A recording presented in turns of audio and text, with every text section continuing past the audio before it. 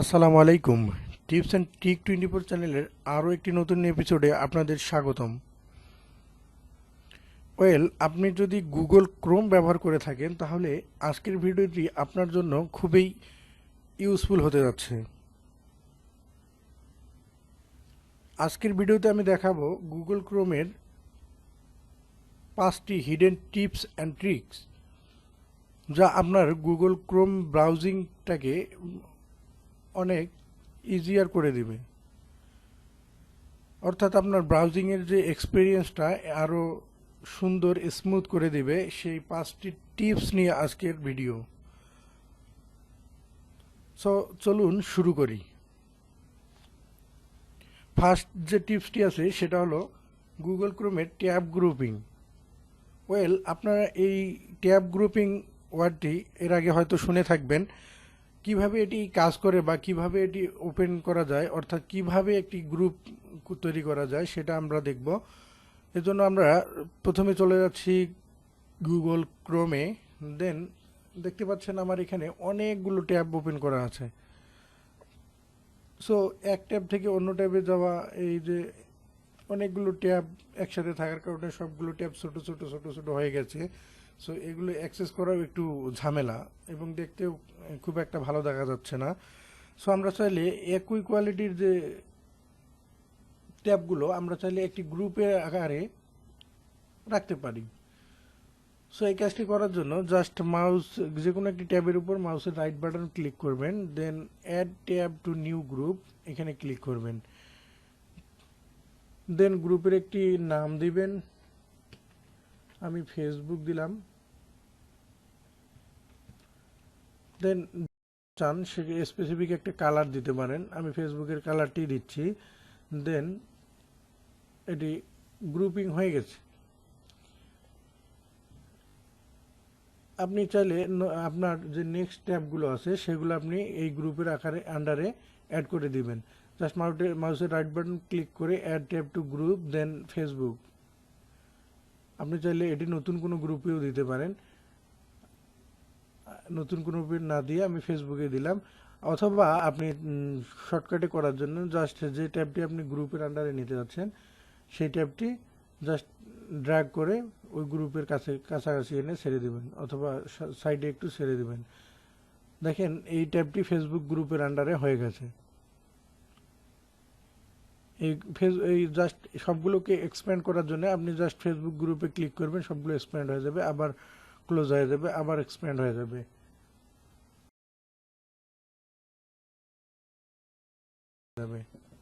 এভাবে আপনারা গ্রুপ ট্যাবের যে গ্রুপিং এটা আপনারা ইউজ করতে পারেন। এটা আশা করি এটা দৈনন্দিন কাজে আপনাদের অনেক হেল্পফুল হবে।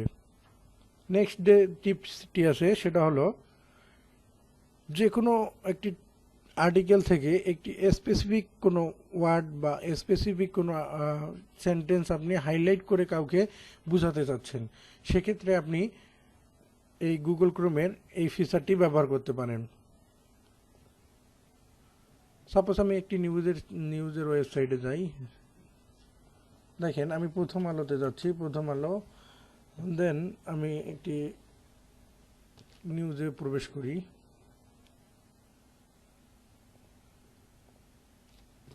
সো দেখতে পাচ্ছেন এইখানে অনেকগুলো আর্টিকেল আছে। আমি চাচ্ছি যে জাস্ট এইটুকু আমি হাইলাইট করে আমি কাউকে বুঝাবো যে এইটুকুই পড়ার জন্য। সো এই জন্য আপনি জাস্ট মাউসে যেটুকু আপনি হাইলাইট করে পাঠাতে চাচ্ছেন, অর্থাৎ যেটুকু আর্টিকেল আপনি কাউকে নির্দেশ করতে চাচ্ছেন সেইটুকু সিলেক্ট করবেন। মাউসের লেফট বাটন ক্লিক করে ধরে সিলেক্ট করবেন, দেন মাউসের রাইট বাটন ক্লিক করবেন সিলেক্ট করা অংশের উপর, দেন কপি লিঙ্ক টু হাইলাইট এখানে ক্লিক করবেন। এখন এই লিঙ্কটি যদি কাউকে আপনি পাঠান আর সে যদি সেই লিঙ্কে প্রবেশ করে, তাহলে এই অংশটুকু সে হাইলাইট আকারে দেখতে পারবে। দেখুন আমি পেস্ট করে দেখাচ্ছি।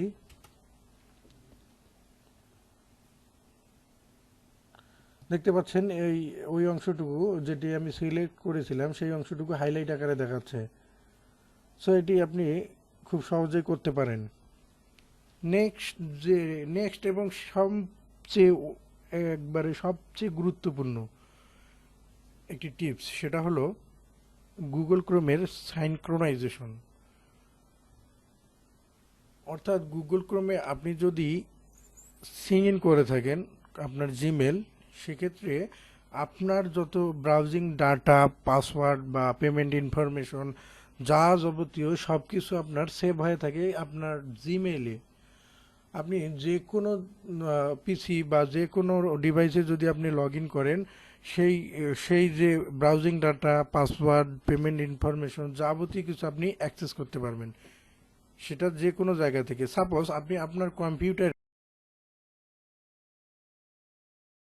সো আপনি সকালবেলা আপনার ফোন থেকে সেটা অ্যাক্সেস করতে যাচ্ছেন, সেক্ষেত্রে আপনার ফোনেও যদি সেই জিমেলটা লগ ইন করেন, তাহলে রাত্রেবেলা যে আপনি ওয়েবসাইটটা ভিজিট করছেন সেই ওয়েবসাইটটা আপনি সকালবেলাও আপনার ফোনে খুব ইজিলি পেয়ে যাচ্ছেন। আবার সেই ওয়েবসাইটটি মনে রাখার কোনো দরকার হইল না। সো এই জন্য আপনারা জাস্ট এখানে থ্রি ডটের আগে যে আইকনটি দেখতে পাচ্ছেন, এইখানে ক্লিক করে লগ ইন করে নেবেন। লগ ইন করলেই আপনারা যে কোনো ডিভাইসে যদি লগ ইন করেন, যে কোনো ডিভাইস থেকে আপনারা এটি অ্যাক্সেস করতে পারবেন। এটার আরেকটা ভালো দিক আছে, সেটা হলো গুগল ক্রোমে যদি আপনি লগ ইন করে থাকেন অন্য কারো, সাপোজ অন্য কোনো ডিভাইসে, অন্য কারো ডিভাইসে আপনি লগ ইন করছেন, সেক্ষেত্রে ডাটা থেকে যাওয়ার একটা ভয় থাকে। অর্থাৎ আমি যে ব্রাউজিং করলাম সেই ডাটাগুলো যদি থেকে যায়, সেক্ষেত্রে একটু ঝামেলা পোহাতে হয়। সো এই কাজটি গুগল ক্রোমে যদি আপনি সাইন ইন করে থাকেন, আবার পুনরায় যখন কাজ শেষ আপনার, সেক্ষেত্রে আবার যদি আপনি সাইন আউট করে দেন, তাহলে আপনার যত ইনফরমেশন, ব্রাউজিং ডাটা, পাসওয়ার্ড, কোনো কিছুই আর সেই ডিভাইসে থাকবে না, অটোমেটিক সম্পূর্ণ ডিলিট হয়ে যাবে এবং আপনার যে জিমেলটি আছে সেই জিমেলে থেকে যাবে। সো এটি অনেক ইউজফুল একটি টিপস। সো আপনারা ইউজ করে দেখতে পারেন। দেন যে টিপসটি আছে সেটা দৈনন্দিন কাজে খুব গুরুত্বপূর্ণ। সেই টিপসটি হলো স্পেসিফিক কোনো ওয়েবসাইট ওপেন করা। অর্থাৎ আপনি যে ওয়েবসাইটগুলো আপনি ফ্রিকুয়েন্টলি ব্যবহার করেন, অর্থাৎ আপনি গুগল ক্রোমে ঢুকলেই যে ওয়েবসাইটগুলো ব্যবহার করেন, যেমন ইউটিউব, এই ওয়েবসাইটগুলো আপনি চাইলেই গুগল ক্রোম ওপেন হওয়ার সাথ এই এই ওয়েবসাইটগুলো ওপেন করতে পারেন। সেই কাজটি করতে গেলে আপনাকে জাস্ট থ্রি ডটে ক্লিক করতে হবে, দেন সিটিংসে যাইতে হবে। সিটিংসে যাওয়ার পর অন স্টার্ট আপ নামে যে অপশনটি আছে সেখানে ক্লিক করবেন। দেখেন এখানে আমার পূর্বে থেকে দুটি ওয়েবসাইট অ্যাড করা আছে। অর্থাৎ আমি যে ওয়েবসাইটগুলো ফ্রিকুয়েন্টলি ইউজ করি সেগুলো আমার অ্যাড করা আছে। অর্থাৎ আমি গুগল ক্রোম ওপেন করার সাথে সাথে এই ওয়েবসাইট দুইটাও ওপেন হয়ে যাবে। এখানে চাইলে আপনি আরও ওয়েবসাইট অ্যাড করে দিতে পারেন। সাপোজ এইভাবে এইখানে কিভাবে অ্যাড করবেন, অ্যাড এ নিউ পেজে ক্লিক করে আপনি এখানে অ্যাড করে দিতে পারেন। সাপোজ আমি একটি ওয়েবসাইট অ্যাড করি,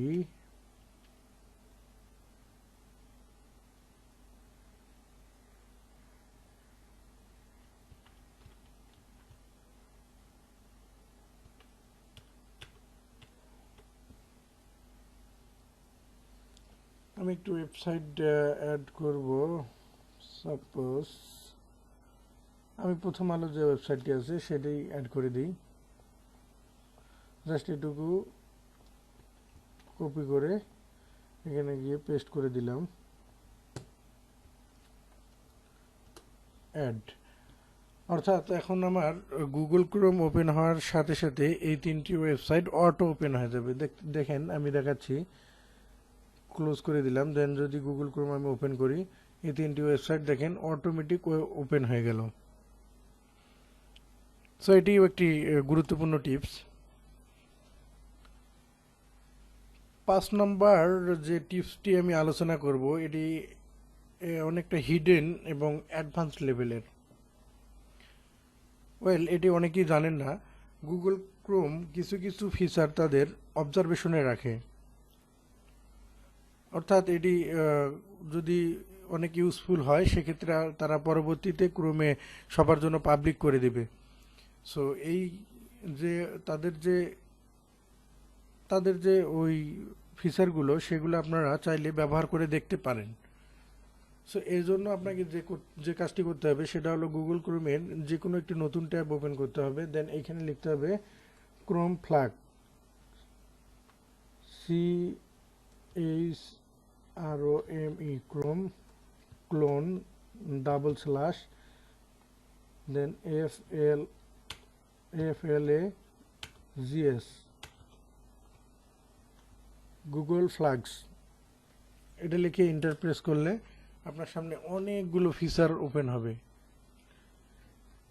অনেকগুলো ফিচার ওপেন হবে। এগুলো আপনারা ইউজ করে দেখতে পারবেন। এখানে একটি সতর্কতা আছে, সেটা হলো আপনি যদি না জানেন যে কোন ফিচারের কি কাজ, তাহলে আপনারা এই গুগল ফ্ল্যাগসের এই অপশনগুলো ব্যবহার না করাই ভালো। আপনি যদি না জানেন এটার কোন কাজ, সেক্ষেত্রে আপনি ব্যবহার করবেন না। এটা আমার। তারপর আপনি যদি জেনে থাকেন কোনটার কী কাজ, সেক্ষেত্রে আপনি ব্যবহার করে দেখতে পারেন। এক্ষেত্রে আমি একটি সাজেশন করব, সেটা হলো এখানে যে একটি অপশন আছে প্যারালাল ডাউনলোডিং, এখানে সার্চ দিবেন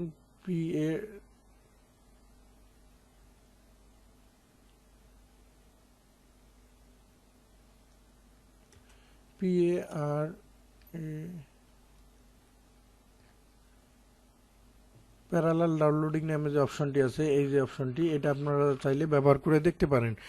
সো এটার কি কাজ সেটা আমি বলে দিই। এই প্যারালাল ডাউনলোডিং ব্যবহার করে আপনার ডাউনলোডিং যে স্পিডটা সেটা একটু বাড়িয়ে নিতে পারেন। অর্থাৎ আপনার যে নর্মাল যে ডাউনলোড স্পিড সেটার থেকে একটু বেশি হতে পারে।